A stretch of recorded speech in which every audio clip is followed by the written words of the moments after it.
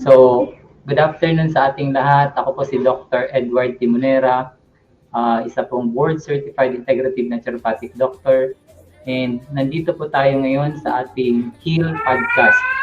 Ano pong ibig sabihin ng HEAL? It stands for Health Education and Awareness for Life. So, yan po ang ating pakay ngayon. Gusto natin na maturuan ang mga tao, ma-educate regarding sa ating health, sa ating kalusugan, sa mga pagkakasakit, ano yung mga practical na mga advices or tips para maiwasan and maging empowered or maging mas lalong may alam. Kasi pag may alam tayo, mas ligtas tayo, mas makaiwas sa maraming gastos or malaking gastos. At the same time, mas save natin yung mga buhay, yung kapamilya, yung relatives, yung kakilala, etc. So yan po ang ating purpose sa ating podcast. So ngayon, ngayong week, ang ating podcast ay nakafocus sa cardiovascular health or cardiovascular diseases. So yan po ang ating i-discuss ngayong hapon. So sa mga naka-tune in or nakakapanood dyan sa Facebook Live, pwede rin kayo mag-share. Mamaya, pwede rin po kayo mag-comment. Pwede kayong mag-like, magtanong, at kung ano pa, pwede nyo ma-interact later on. So, i-discuss natin ngayon ang una, ano ba talaga ang cardiovascular disease? Akala kasi ng marami, ang sakit sa puso, biglang atake.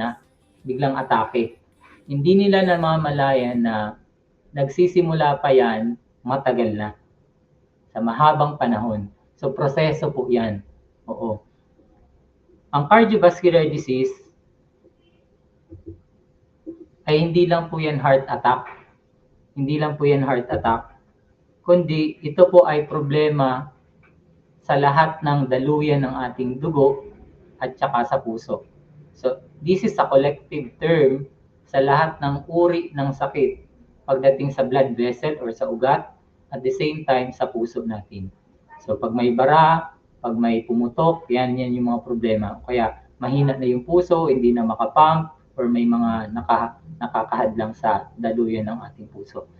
Ngayon, pag-usapan natin, ano ba talaga itong cardiovascular diseases? Ano itong mga cardiovascular diseases? Iniisip kasi ng marami, karamihan kapag may cardiovascular diseases or atake sa puso, very common yung atake sa puso na example niyan, iniisip nila ay doon lang yun mismo nangyari. Halimbawa, may pumutok na ugat o kaya naman may nabarahan ng plaque doon sa daluyan ng dugo. Akala nila on that moment lang yun ang pinaka-issue. No. Kung i-analyze talaga natin yan, it took like 15 years, 20 years, 30 years, or even 40 or 50 years way back. Kasi karamihan naman talaga ng inaatake sa puso, matagal na or may edad na. So, di ba? Pero ngayon, ang statistics, lumalabas na pabata ng pabata. Minsan 30 years old, inaatake, di ba? 35 years old, may mga 20s, late 20s, early 20s, depende sa mga wrong lifestyle and diet na kinakain. So, hindi talaga natin masasabi na, ay, bata pa ako, safe tayo dun sa heart attack o sa mga cardiovascular issues. Hindi po yun ang basihan.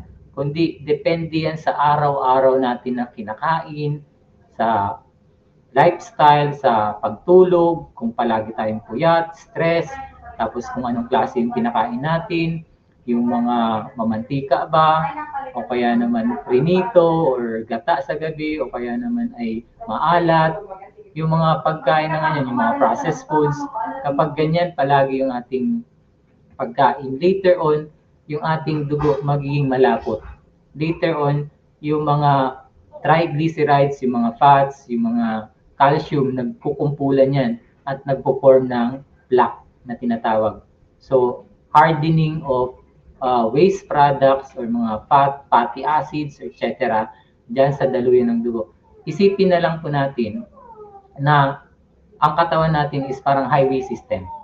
Parang highway system. Ngayon, itong highway system, itong mga ugat, ito yung kalsada. Ito yung mga highway. Kapag nagkaroon ng traffic, nagkaroon ng banggaan or accident dyan sa highway na yan, nasira, naputol, nagkaroon ng crack, o kaya, di ba, minsan, Bicol to Manila, di ba, nagkakaroon ng mga sira yung daan. So, mabagal yung daloy ng mga transportation, di ba? Mabagal. Kasi nga, may sira. Ganon din sa loob ng katawan natin sa ugat. Kapag may sira yung ating daluyan, halimbawa, may mga pumitid na lalo or lumiit na, kumipot na yung daluyan, di mas lalong dahil sa mga plaque or mga fats or triglyceride, malapot na yung dugo, kulang sa tubig, kulang sa exercise, puyat palagi, stress, etc. Kapag nagkaganon, ayan, yun ang kahantungan. Pwedeng magsimula sa high blood, then later on, pwedeng pag nabarahan yung daluyan ng ugat ng dugo sa puso, heart attack. Oo. So mamaya, aalamin din natin yung iba't ibang klase ng heart disease, ng cardiovascular diseases. Kasi ang madalas natin naririnig, heart attack lang, di ba? So pag inatake sa puso, yun na yun. O kaya sabihin natin cardiac arrest. May mga kaibahan po yan. O, yung high blood, iba rin po yun. Pero magkakapatid po yan. Magkakapatid. So, yan po ang dapat naintindihan ng marami. Ng cardiovascular diseases, malawak yan. And hindi po yan nangyayari dyan lang mismo sa oras na yan na inatake yung isang pasyente, dyan lang hindi. Matagal na po yan, dekada na actually. Dahil sa mga natambak na nagkapatong-patong na mga puyat, stress, paglapot ng dugo, kulang sa tubig, kulang sa exercise, ayan. And kung ano pang mga iba't ibang factors. Dako naman po tayo sa iba't ibang uri ng sakit ng sakit sa puso na dapat niyong malaman. Ang sabi dito, hindi po lahat, hindi lang heart attack ang sakit sa puso. Hindi lang heart attack ang sakit sa puso. Okay? Maraming anyo ito at bawat isa may sariling panganib. Ulitin ko, maraming anyo po ito, yung cardiovascular diseases, at bawat isa ay may sariling panganib. May danger sa bawat isa. Okay? So, heart attack, stroke, hypertension, heart failure, magkakaiba po sila. Pero, iisa lang sistema ng katawan ang naapektuhan. Yung ating circulatory system. Oo, yung ating circulatory system. Sa circulatory system, nandyan yung dugo, yung ugat, yung puso. Okay? So, yan yung apektado kapag may problema sa cardiovascular issues or cardiovascular health kapag nagka-problema. So, ngayon, ano-ano itong iba't ibang klase ng sakit sa puso.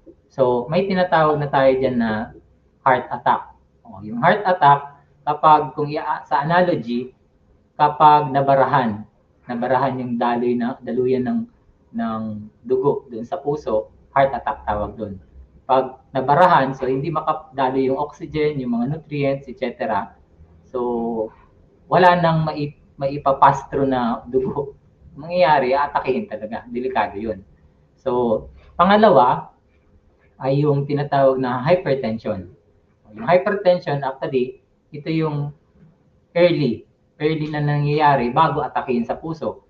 So, nangyayari po yung pagtaas ng presyon kapag malapot yung dugo, kapag makipot ang daluyan ng dugo, o kaya naman ay sobrang lakas ng pintig o kaya ng pressure or ng presyon or ng pagpapump ng heart.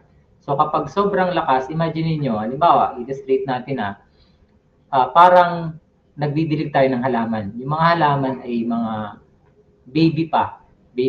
Ibig sabihin, mga madali silang masira kapag malakas yung presyon ng tubig. Let's say, hose ang ginamit natin sa pagdidilig. Tapos, pagkabukas natin ng gripo, kinakabit di ba yung hose sa gripo? Ang lakas ng pressure ng tubig na dumadaloy sa gripo. So, yun yung equivalent, katumbas kapag may high blood pressure. O, kapag natupi natin yung hose or naipit, minsan kukunti lang yung dumadaloy. Minsan, sa mas lalong lumalakas yung presyon kasi committed yung ugat. Mas lalakas ang presyon. So pag dinilig mo at pinoint mo yung hose mo dun sa halaman na delicate or very baby pa, masisira yun, mamamatay yun. So pwedeng ang katumbas ng halaman na yun yung mga organs natin. Pwedeng masira yung ating kidney, yung ating brain, yung ating iba't ibang parts ng katawan kapag sobrang lakas ng presyon o yung heart affected. Kaya hindi maganda na mataas ang presyon palagi. Okay?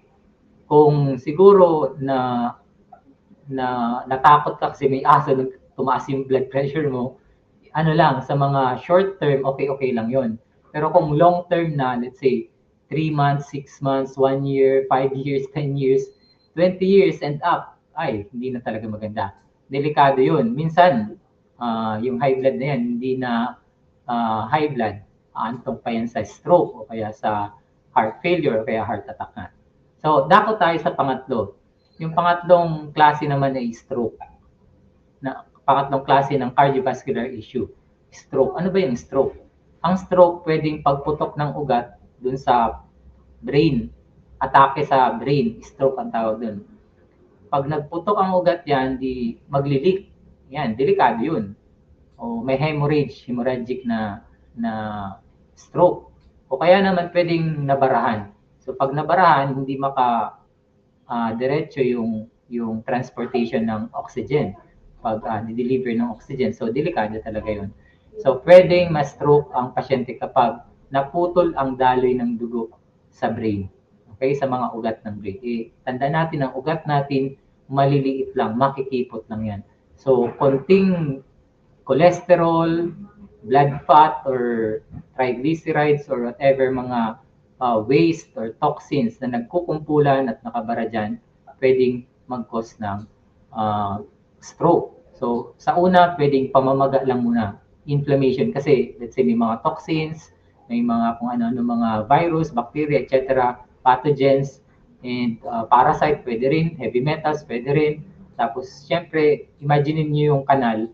Yung kanal, let's say, nalagyan ng bato, nalagyan ng mga basura, dahon ng mga halaman. Syempre, babagal yung daloy, yung agos ng tubig, di ba? Ganon din sa ating dugo. Pag sa brain, napaka-delicate nun. Delikado. So, kaya dapat talaga mag-exercise, uminom ng maraming tubig, magpa-araw, huwag magpupuyat, kumain ng mga gulay, prutas, beans, nuts. Yan yung mga plant-based na diet ang pinaka-importante na dapat kainin natin.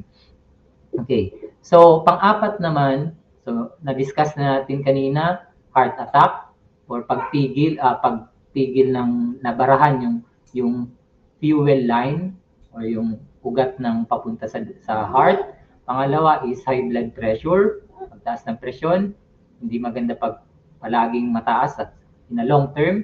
Pangatlo is yung stroke. At pang-apat naman is cardiac arrest. Ano ba yung kaibahan niyan sa heart attack at saka cardiac arrest? Pag sinabing cardiac arrest, huminto yung makina. Kung i-illustrate natin, parang nag-stop yung kuryente. O kaya naman, sabihin natin, pwedeng may kuryente pero hindi sapat. So, ang pumping ng heart, hindi na sapat yung pagtibok ng puso para ma-pass through or ma-deliver, mapadala yung mga dugo sa iba't ibang parts ng katawan. So, kapag mahina na yung blood pressure, dahil din sa kulang na yung kuryente, let's say, na-off na. So, wala na. Cardiac arrest ang tawag dun. So, electrical problem ang tawag dun.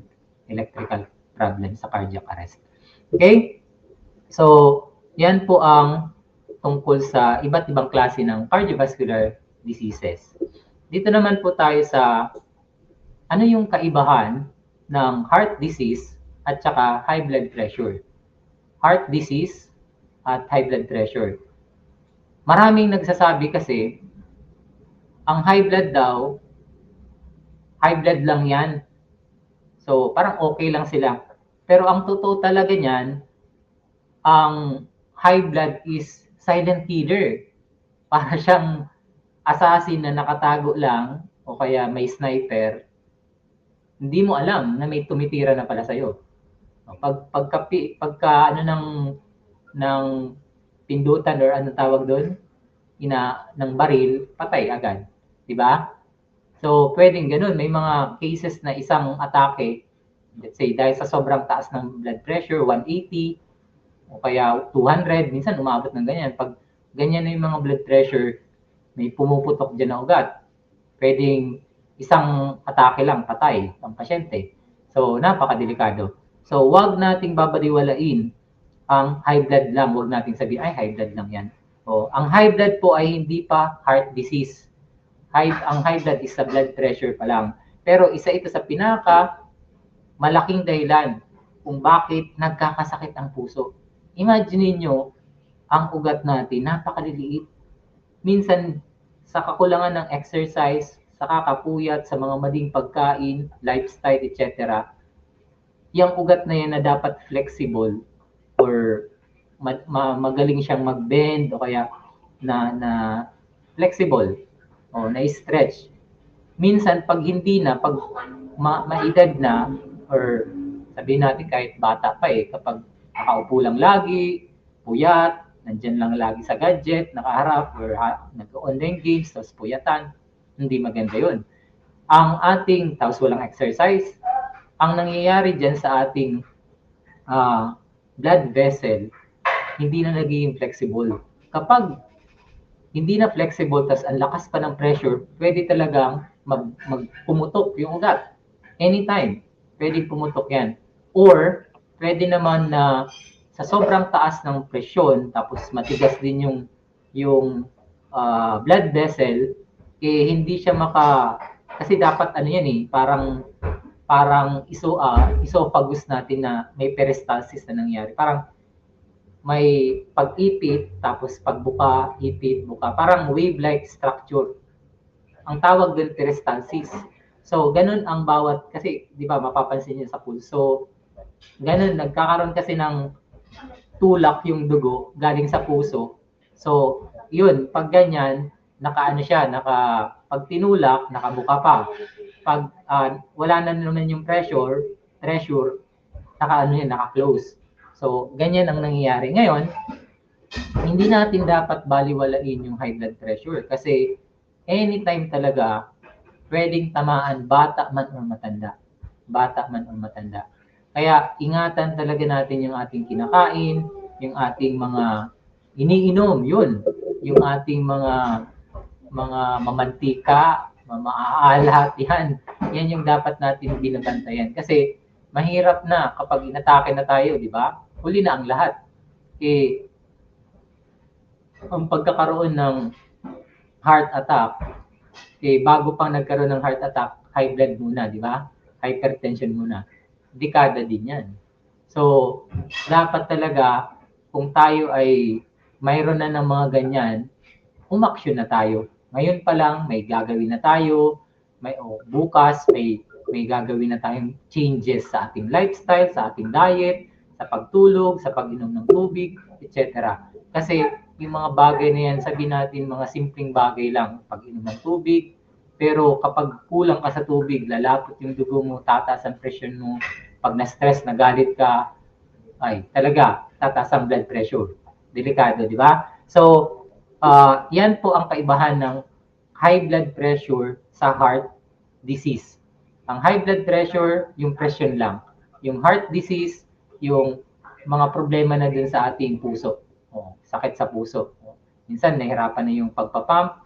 Minsan, yung cardiovascular diseases, yung ugat naman. Pumutok o kaya naman ay hindi na elastic or may nakabara o kaya may mga sira. So, yun ang mga kaibahan niyan dun sa blood pressure. Blood pressure ulit or hypertension, yun lang ay mataas na presyon. Pero hindi pa yan yung heart disease. Okay? Dadako tayo dito sa heart attack and cardiac arrest. So, medyo nabanggit ko na to kanina, ang kaibahan ng cardiac arrest at saka ng heart attack, ito yun.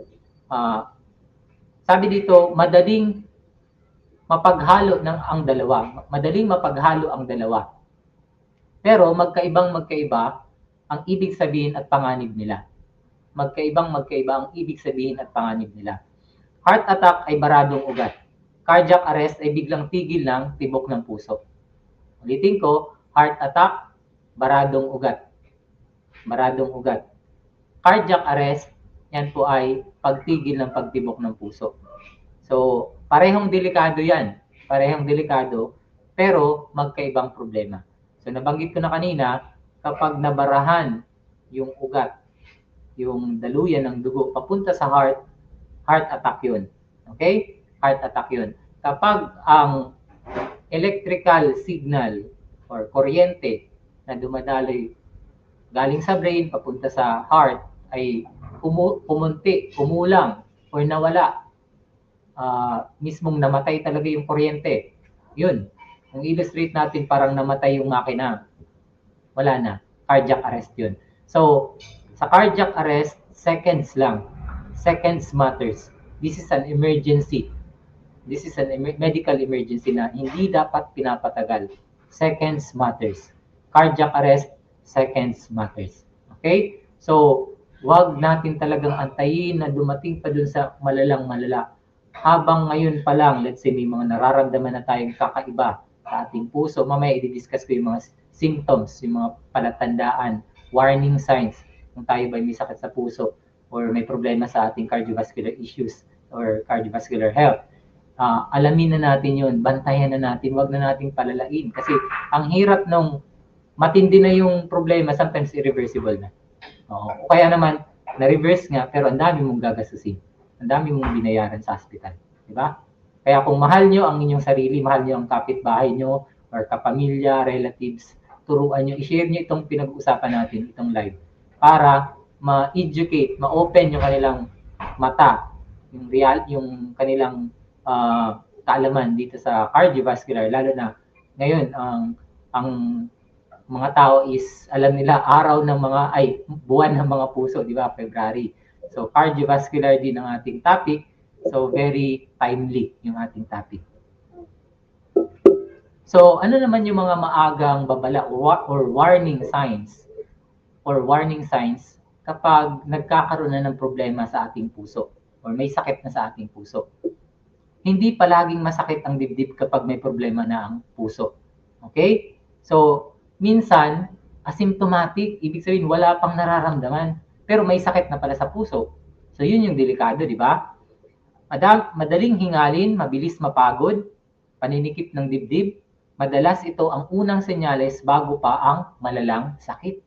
So, minsan parang nadadaganan, may nakadagad sa dibdib for let's say 10 seconds, 20 seconds, tapos nawawala. Huwag niya natin yun isawalang bahala kasi delikado yun.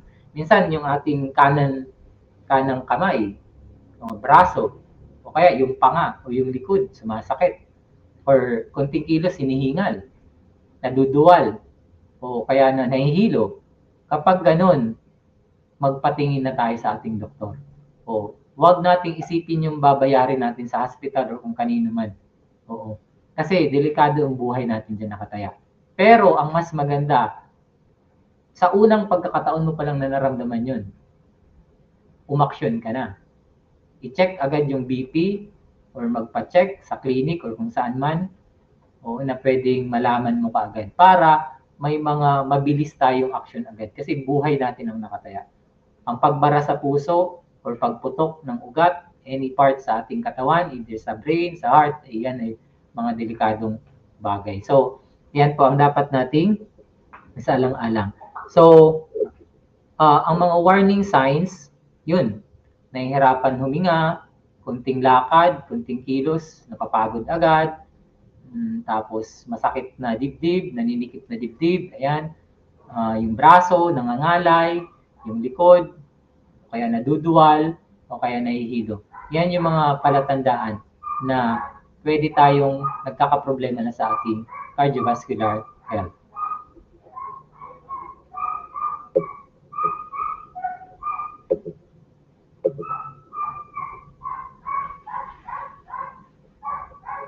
So, pwede rin natin makita din. Minsan, nagkakaroon tayo ng maranasan na pwede natin maranasan na nagpapalpitate na. Kung madalas na palpitations yan. So, hindi rin yan maganda. O kaya mabilis na pagtibok ng puso. Oo. So, kailangan talaga may gagawin tayo. Yung mga red flag na yan na kapag paulit-ulit or consistent at saka hindi nawawala, yan ang signs na dapat tayo magpa-check na sa ating doktor. Okay? Lumapit na tayo o kaya may dapat na tayong gawin. May dapat na tinitake ng mga supplements o kaya minom tayo ng tubig. I-check na natin yung ating mga kinakain. Ayan, obserbahan, baguhin na natin yung mga nalalaman na natin na mali. Kasi papunta na tayo doon. Huwag nating antayin yun. Okay? Ngayon, dito naman tayo sa mga posible bang walang simptomas or asymptomatic na tinatawag, ang heart disease. Oo. Wala naman akong karamdaman or nararamdaman, Dok. Yan po ay mga common na sinasabi sa clinic. Dok, wala naman akong nararamdaman. Pero isa ito sa pinakadelikadong linya na naririnig ko.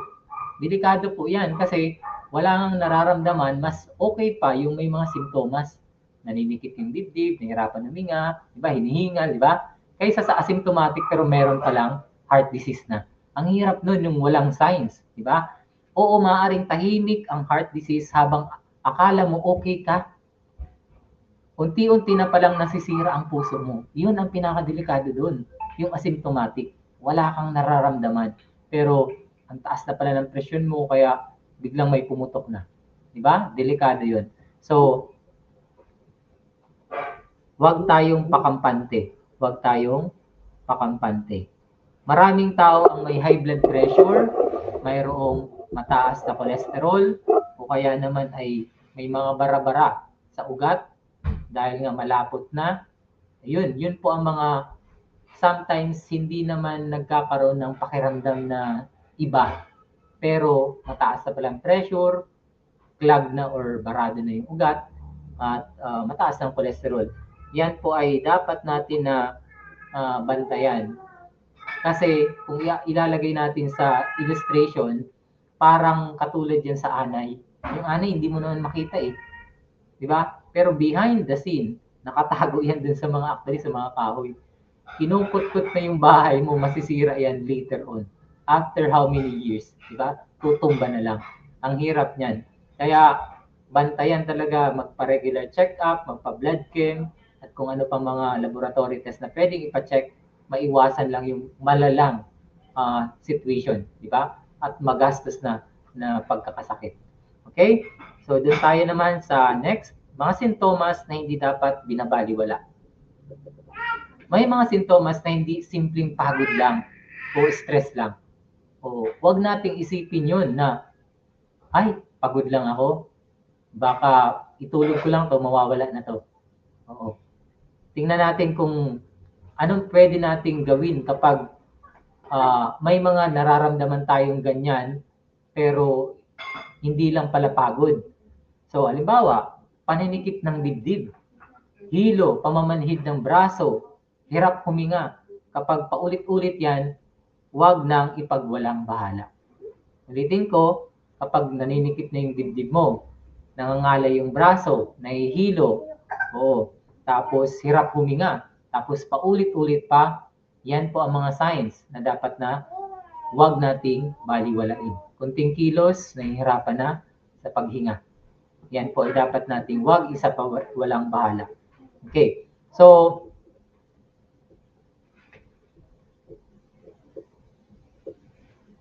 yung mga nararamdaman ng lalaki at babae, magkaiba po yan. Magkaiba. At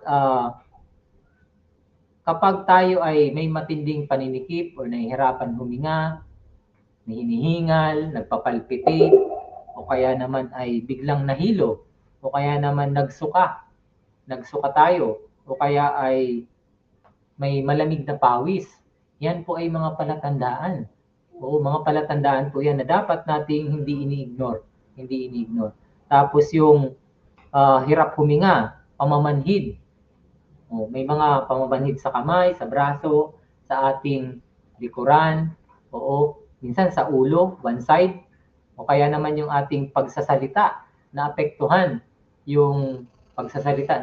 naging slurry ng pagsasalita, hindi na maintindihan, tapos medyo nangiwi na or nagtabingi na, ayun na, pwedeng na stroke na yun. So, wag nating antayin yung mga patagalan o parang pinapatagal, binabaliwala lang. Kasi ito yung mga warning signs, red flags, na nagpapaalala na dapat na may ina-action na tayo, may ginagawa na. Kasi kung hindi, pwedeng mapunta talaga sa atake sa puso. Cardiac arrest or stroke. Napakahirap yan. Magastos po yan. Million po ang ginagastos niyan sa hospital. Okay?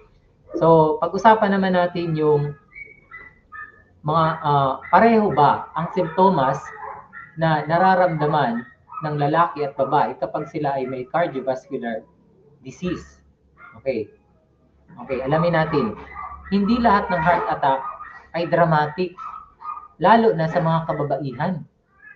Hindi lahat ng mga symptoms ng heart attack ay dramatic, lalo na po sa mga kababaihan. Sa babae, pwedeng hilo, pagsusuka, matinding pagod. Sa lalaki naman po, madalas yung dibdib na parang may nakadagan or yung braso nila, nahihirapan, parang ngalay. Kaya marami hindi agad na-detect. So, kaya very important po na bantayan nyo itong mga warning signs ng ating katawan. Yung mga warning signs ng ating katawan. So, unahin na natin yung mga warning signs sa lalaki. So, classic chest pain, para may nakadagan sa ating heart, sa puso natin. O kaya ang hirap huminga, mabigat para may nakadagan. O kaya naman ay sakit sa kaliwang braso.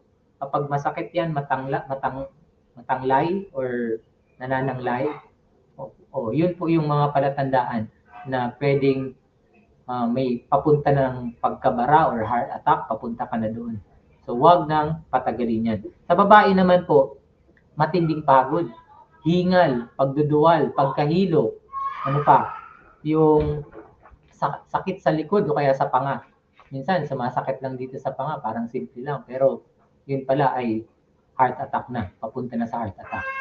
So, yun po ang ating mga palatandaan sa lalaki at babae. Magkaiba po yan. Ulitin ko, sa lalaki, classic chest pain, at saka sa braso, pangangalay, o kaya pananakit. Tapos sa babae naman, pagkaduwal, pagkahilo, madaling mapagod, at saka yung sakit ng likod, at saka sa panga. Yan po yung mga palatandaan ng mga symptoms sa lalaki at babae. So, dahil nga mas silent sa babae, ang mga symptoms, madalas nahuhuli ang diagnosis. Madalas nahuhuli ang mga diagnosis sa babae. So, ingat-ingat talaga. Ingat tayo sa ating mga lifestyle, sa ating kinakain, piliin natin yung mga healthy, lalo na maraming virus, iba-ibang sakit, nakikita niyo sa balita, maraming iba-ibang naglaganap na virus ngayon, iba-ibang sakit. So, pag mahina pa yung heart mo, tapos na-expose ka kung saan-saan, mas lalo pa talagang delikado yun. Okay? So, ngayon, may mga questions po ba sa ating... Ayan, may question pala dito. Kung may stroke sa family namin, mataas ba risko? O kung may stroke sa family or may na-stroke? Yun. Halimbawa daw, may na-stroke na sa family. Mataas ba ang risko na magka-stroke din? Yes, prone na prone po. Kasi kadalasan, ang kinakain ng family, pare-pareho lang. Di ba? Kung ang kinakain ay chicken or pork or adobo or kung ano pa man, prinito sa gabi, gata, mamantika, maalat, lahat naman pare-parehong kinakain. Di ba? So, kung ano yung kinakain ng tatay mo, nanay mo, at yun din ang hilig mo, at let's say walang exercise, laging stress, puyat, pagod, ayun. Prone din po yan. Mataas talaga. Mataas yan. So, Kaya alam niyo na yung mga bagay na nagpapataas ng presyon, iwasan niyo na. Oo. Lalo na kung may family history kayo na yun, naatake na si tatay mo ng ganito, yung nanay mo, yung lola mo, yun. Kung alam niyo na, pag-aralan niyo na. Yun yung ating tungkulin na alamin yung mga kahinaan na genes, mahinang genes sa ating katawan at alamin na din natin kung ano yung paano natin babaguhin sa diet, sa lifestyle para hindi na tayo sumunod dun sa yapak nila, di ba? So baka may mga katanungan pa.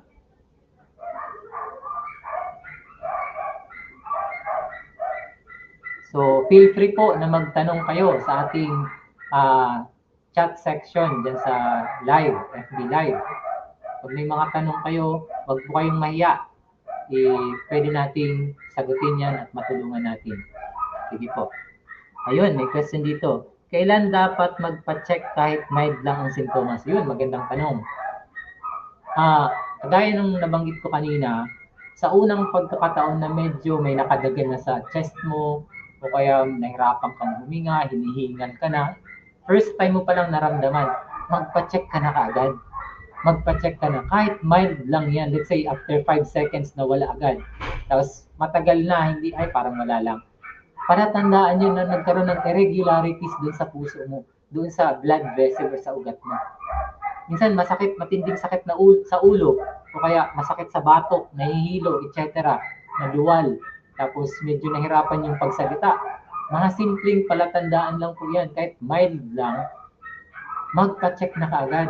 Ipa-check agad yung BP mo, tapos ngayon, alamin mo kung ano ba, i-check mo rin mismo, ikaw mismo magkaroon ka ng assessment sa kinakain mo.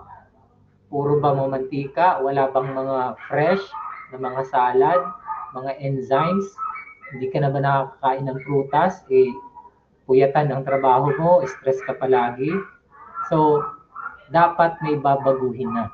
Huwag antayin na, ay, hindi pa naman ito malala. Or, ay, nawawala man to kapag natutulog lang ako, nagpapahinga. Hindi yun magandang idea po. Delikado po yun. Delikado po yun. Okay? So, maganda pong tanong yun. Kapag kahit mild lang sa unang pagkakataon pa lang, red flag na po yun. Nagwa-warning na, pakinggan nyo na po ang inyong katawan. Makinig kayo sa inyong katawan. Nagbibigay na siya ng warning. Okay, baka may mga katanungan pa. Meron pa ba tayong mga questions?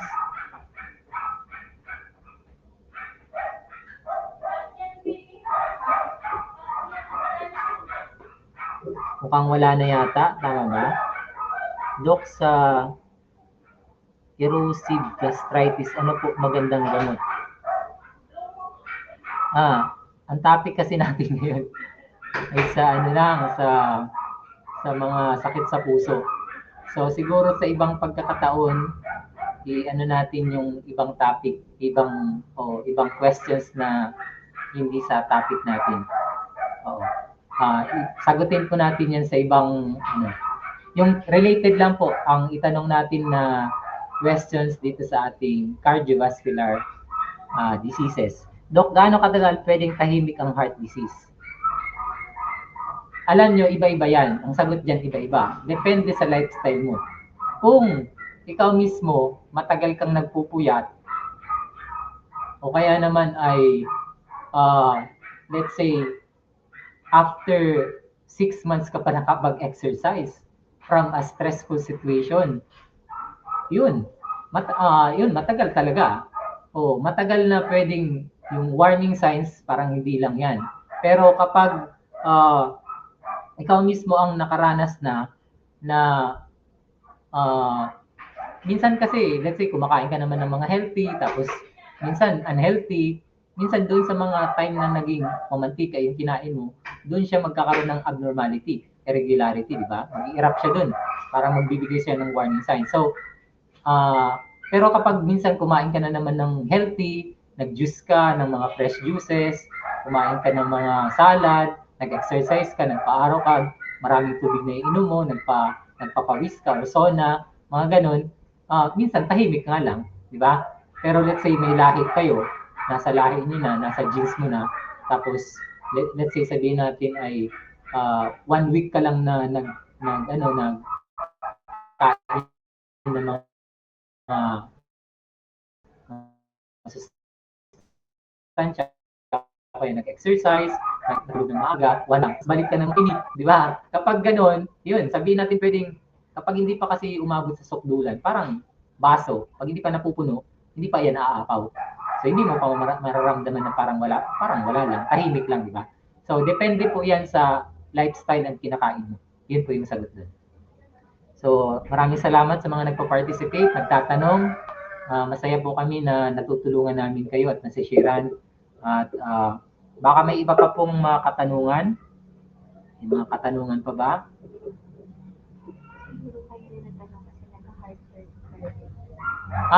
Siguro yung dun sa kanina na nagtanong corrosive na gastritis. Pwede siguro nagkakaroon ng heartburn. Yung sinasabi, no? Heartburn. So, sa heartburn naman, yung parang nahirapan yung paghinga, naninikip yung dibdib, pero magkaiba rin po yun sa ating high blood. Magkaiba rin po yun sa cardiac or sa cardiovascular diseases. Magkaiba po yun. Yun naman po ay mga acid, sa tiyan naman po yun. So, sobrang kape, soft drinks, acidic ang pagkain, walang raw or salad mga kinakain, puro luto, tapos white rice pa, ayun, tapos nag-energy drink, nag-milk tea, yung mga ganun, yung mga usong pagkain, inumin ngayon ng mga process, yun. Tapos, irregular yung eating habits, yun, nagkakaroon talaga ng heartburn or acidity. Kasi kapag hindi regular yung oras ng kain, kahit anong oras na lang, magsisikret na lang din yung tiyan mo ng acid. So, anytime nagsisikret, so magiging over-acidity. Di ba? Hyper-acidity ang tawag dun. So, kaya nagkakaroon ng heartburn. So, yun po ang kasagutan natin dun sa nagtanong kung yun ang pakay niya dun sa tanong kanina. So, may question pa dito, Doc, may pag-asa pa bang gumaling kahit matagal na ang sakit? Yes. Dati, actually, sinasabi ng medical society na irreversible ang mga sakit sa puso. Pero ngayon, maraming researches na through diet, through lifestyle, exercises, at iba't iba pang mga ginagawa ng mga natural therapies. Basta aalamin talaga yung kinakain, yung pinapasok. Kasi you are what you eat. Yun yung magiging dugo mo, di ba?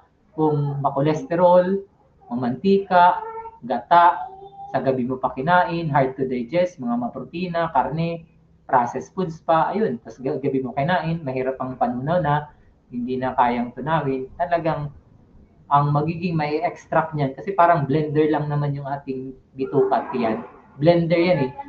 Ikakatas niya yung kinain mo at i-convert niya into blood or dugo. Kapag ma-cholesterol, malapot niya. So, lalapot yung dugo, tataas ang presyon. Pwede mga heart attack. So, yan po. Meron pa po bang mga katanungan? Maraming salamat. Ayan, may isa pa. Ano ang unang hakbang para maalagaan ang puso naturally? Ayan, magandang tanong. Ang unang hakbang, matulog ng maaga. Marami yan actually. Uminom ng tamang tubig, daming tama ng tubig. Kasi sa tubig lang pwede kasing mapalabnaw na natin yung dugo. Okay. Pwedeng sa pag-inom lang ng tubig, pwedeng bumaba yung blood pressure. Di ba? Kasi napalabnaw na natin yung dugo. Then, marami pa ang pwedeng gawin. Mag-exercise or simpleng walking lang. Simpleng walking lang ay pwede tayong mapabilis yung circulation, blood circulation. So, pag natanggal yung mga bara-bara, mas magiging maganda ang blood pressure natin, naturally.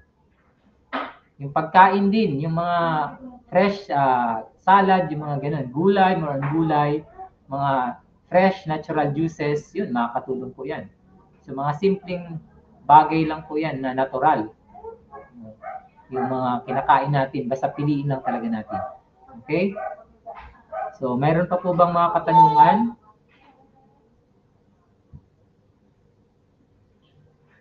Thank you so much sa mga nagtatanong. So, pwede po ninyong i-share itong ating live sa iba para matulungan natin. Kung may mga kakilala kayo na may sakit sa puso or relatives, i-share nyo po para mas makatulong tayo. Mahirap yung may inatake sa puso, mahirap. Pwedeng 50-50 yan. Pwede namang ma-extend, pero minsan, kung may stroke, mahirap yun. Napaparalyze, di ba? So, wag nating antayin. Yan. May mga katanungan pa po ba or wala na?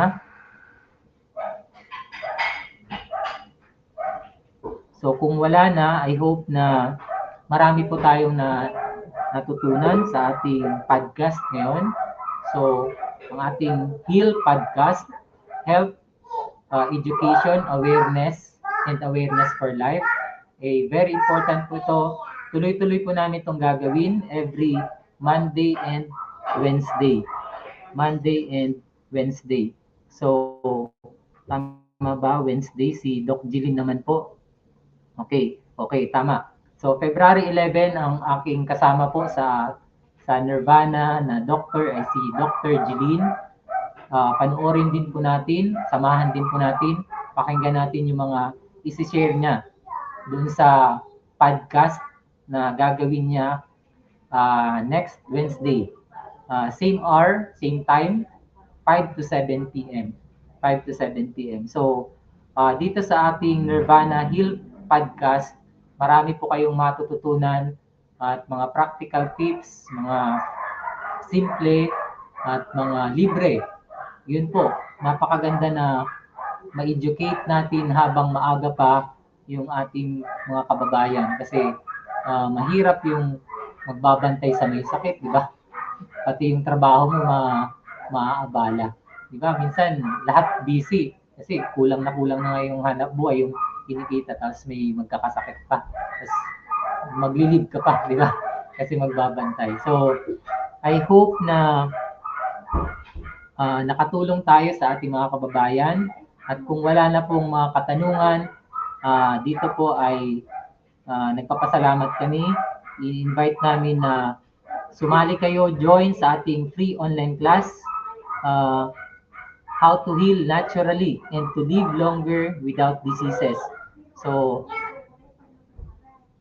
anong gagawin nila sa ating, paano sila makaka-join sa free online class natin?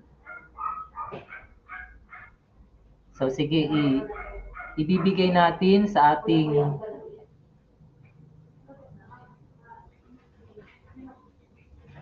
paano natin ma-i-invite sila sa ating free online class. Okay, sige, may link po. So, pwedeng tingnan nyo na lang po sa ipopost ko, may link po akong ilalagay, ipopost ko sa aking FB account. Yun, i-click nyo lang po yung link na yan na ipopost ko at dun, pwede po kayong makaregister for free, makapasok po sa free online class at mas marami pa po kayong matututunan dun. At may ibibigay po kaming free natural healing manual. Yun po ay malaki ang may tutulong din po sa inyo.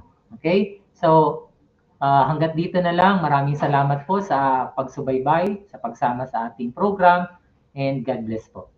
Thank you. Bye-bye.